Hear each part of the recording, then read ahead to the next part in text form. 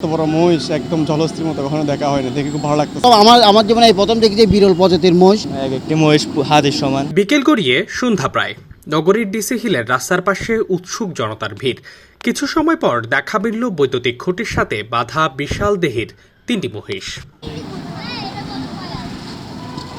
পবিত্র ঈদ উল আজহা উপলক্ষে গরিব দুস্থদের মাঝে বিতরণের উদ্দেশ্যে জাফরাবাদ, ম্যাগনেট, পুরান ঢাকার ভুট্টু জাতের এই গরু মহিষগুলো ক্রয় করেছেন নন্দনকাননের স্থায়ী বাসিন্দা রাজনীতিবিদ হেলাল আকবর চৌধুরী বাবর, সাবেক ছাত্রলীগ নেতা শিবপ্রসাদ চৌধুরী, বিশিষ্ট সমাজসেবক আইনুল ইসলাম আবেদ, মহানগর ছাত্রলীগ নেতা আনোয়ার হোসেন পলাশ ও তার বন্ধু মহলের সদস্যরা। এই পশুগুলো ইন্ডিয়ান, আমাদের জাফরাবাদের দুটো মহিষ আমরা সংগ্রহ করেছি, আর একটা হচ্ছে ইন্ডিয়ানতে বুলেট, আর আমাদের এখানে বুট্টি গরুও আছে।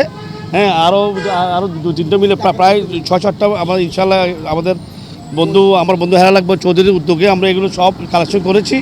আমাদের 22 নম্বর ওয়ার্ড আর আশেপাশে যেসব ওয়ার্ড আছে যারা কোরবান। বাবর ভাই এই শতাধিক পরিবার নিয়ে একসাথে এই পবিত্র ঈদ উল আজহা পালন করে। তার মধ্যে মনে করেন বাবর ভাইয়ের যে ছোটোবেলার বন্ধু, এখানে সিএনজি চালকও আছেন, রিক্সাওয়ালাও আছেন, পাশাপাশি এই এলাকার যে মধ্যবিত্ত লোকজন আছে, পরিবার আছে, এদেরকে নিয়ে উনি এবং রাষ্ট্রীয় কর্মী সহ এদেরকে নিয়ে উনি এই শতাধিক পরিবার নিয়ে এই পবিত্র ঈদ উল আজহা পালন করে থাকেন। আসলে আমাদের কোরবান হচ্ছে কি একটা আত্মতৃপ্তি, আর উনি সবাইকে নিয়ে আত্মতৃপ্তি হন। কারণ এখানে ঈদের দিন সকালে কাঁচা গরুর মাংস এবং রান্না করা গরুর মাংস 1000 পরিবারের মধ্যে বিতরণ করবেন। ওনার এই মহতি উদ্যোগ যুগ যুগ ধরে চলে আসতেছে। বিশাল দেহর কুরবানির পশুগুলো দূর থেকে চোখে পড়া মাত্রই অবাক দৃষ্টিতে একবারের জন্য হলেও দেখতে আসছেন পথচারীরা। আগে কখনোই এই মহিষটা দেখি না, এবার ফার্স্ট টাইম দেখছি। খুবই ভালো লাগছে, খুবই সুন্দর প্রজাতির মহিষ দেখছি প্রথমবারের মতো।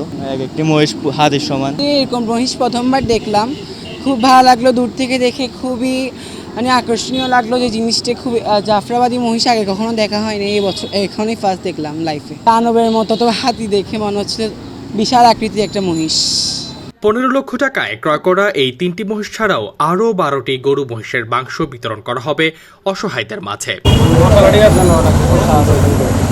দৈনিক আজাদী, নিউজ ডেস্ক।